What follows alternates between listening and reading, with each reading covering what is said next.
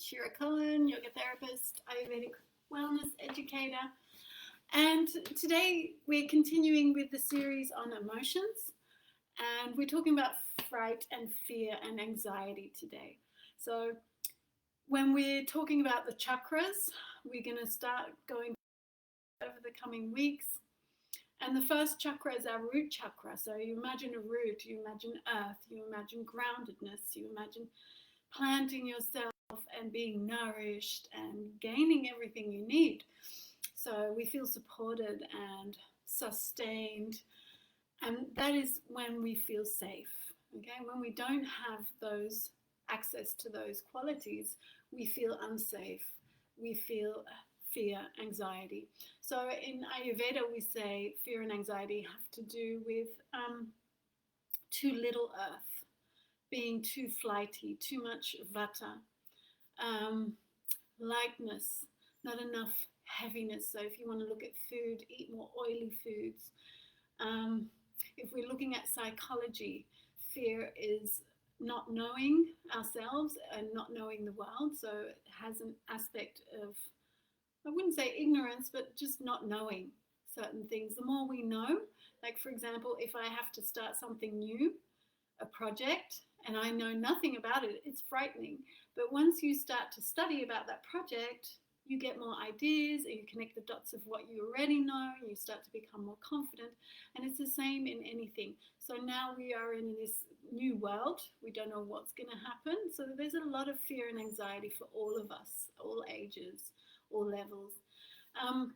We can, if you're looking at physiology and using our nervous system, we can think about, again, this beautiful vagus nerve, which keeps coming up when I talk about almost anything, and in all the books that I'm reading that are yoga therapy based, we're always coming back to how do we get back into that autonomic nervous activation of the parasympathetic, which is that tend and befriend, and then we can rest and digest. So I think the tend and befriend comes before the rest and digest.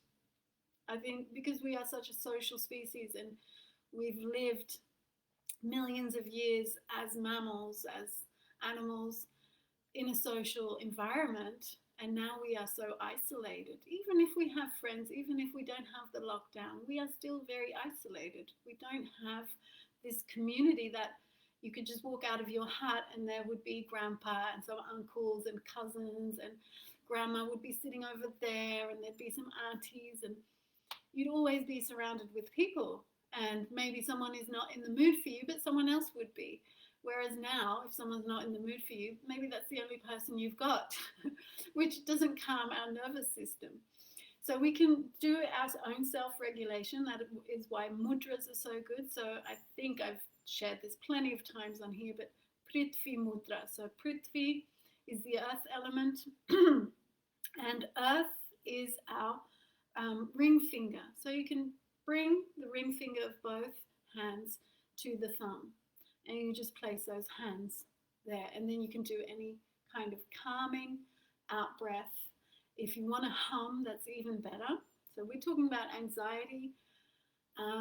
This is increasing the earth element. So you can also, like I said, with food, eat food that are under the earth, like roots. So onions, potatoes, sweet potatoes, beets, anything that is root and connected to under the earth. Garlic, very grounding. So you can eat those. Oily foods, anything that's heavy will ground you. Sweet foods are also very heavy and grounding, but too much sweetness will just make us lethargic. So we want to have this kind of natural feeling. So I'm just going to read something about what fear is in your body physiologically. So physiologically, our blood moves away from the face and the digestive system to the large skeletal muscles. So that's when it's doing that vagal activation of the sympathetic nervous system, which is the fight, flight, freeze, such as to the legs to escape from threat. As the body freezes for a moment while we subconsciously assess what next action is best. Our brain's emotional centers are flooded with norepinephrine, adrenaline, and cortisol, alerting our body to act and our mind to an elevated state. so we can perceive any threats much quicker. Fear energy is flighty, it expands outward. So it's very important to get this movement inward. Maybe when we do yoga or when we do movement, we're doing this all the time, raising the hands and opening up, which is only creating more vata, creating more anxiety. So if you have anxiety, I suggest to my students that you keep your hands on your hips or bring them down or out here, not too far away. So keeping things, or you can even do this or this.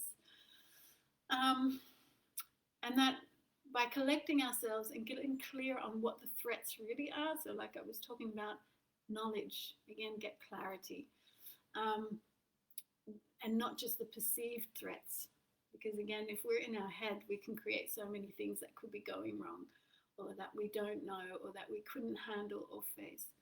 And what is the best next move? So we can think in small steps that we can take. And this way we harness anxiety's speed to respond, because that is what this is. It's flighty energy, but we can use it to quickly move into a new project. So for example, if I have to do something new and I actually need to contact people, and instead I'm just procrastinating and perfecting whatever it is I'm working on, which is something I do often, we end up just staying in the head. And I could have just made that phone call, and at least I would have had an answer to all of these questions that were bubbling in my head. So understanding our own abilities and the intentions we have, the potentials, the self-knowledge, leads to mental safety and trust. And when we have that mental safety and trust, we can embody it. So we'll just do a short practice. Again, Prithvi Mudra, bringing those fingers together. If you want, you can bring your hands rather than far away, very close. So the arms, the elbows are just resting into the ribs. And I want you to breathe out first, completely emptying yourself. And with an in-breath, just say to yourself, I am here. And with the next out-breath, grounding yourself through the spine, down into the tailbone and into the ground. And just to feel the ground underneath you. Feel the earth. Feel her heaviness, her solidity, her ability to sustain. She's been sustaining life for billions of years. She's creating constantly. So there is enough. A lot of fear comes from just scarcity mentality and thoughts of lack, thinking we don't have enough, there is not enough. We are told constantly there is not enough, our body's not good enough, it's not going to be able to heal, which is all nonsense, okay? We can heal, we just have to feed it the right things, do the right activities, and be around nurturing, supportive people, okay? So we do have our body, our mind is intelligent. The mind is a tool, it's not an enemy, it's our best friend. Actually, it's very creative. So again, come to that sense of safety. You are safe, you are wanted. You came into this world because you are needed, just like everyone else. You have values. Yeah. And I think this is another thing. We're so focused on outside, we forget all the qualities we have within ourselves. So just focus these coming weeks and days on the qualities you have. And if you feel you're lacking, then focus on that quality within you. You do have it, and just breathe into it. And as you breathe out, ground that quality into the ground, into yourself, so you can feel you're planting these roots of that quality. And you are sustaining yourself, your body, mind, soul, with those qualities.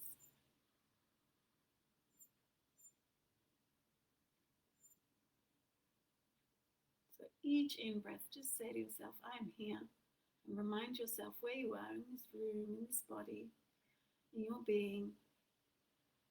And with the out-breath, the qualities you seek, the comfort, the love, the joy, the safety, the presence, the intimacy or connection to something that is bigger than you, that sees further than you, that believes in you, that acknowledges and approves of you, and ground that into the earth. Imagine you are growing roots through the spine, through the sacrum,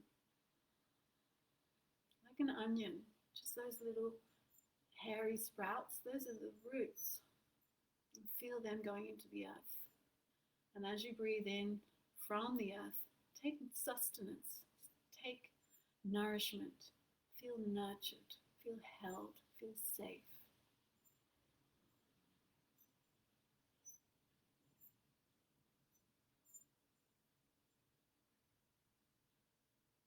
Take a few more breaths like this. I am here. And grounding yourself with those qualities. As you breathe in, feel those qualities rising through the spine, filling every nook and cranny of the body, every cell, every layer of self, right down to the soul.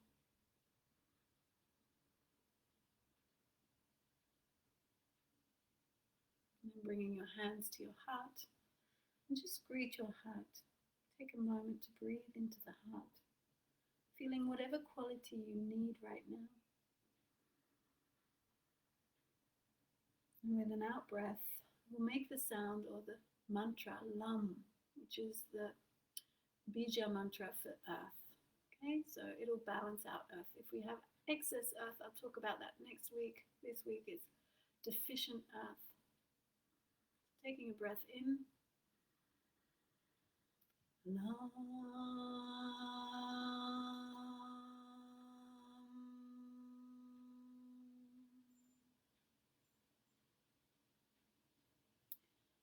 And thank you for being here. So I hope this helps.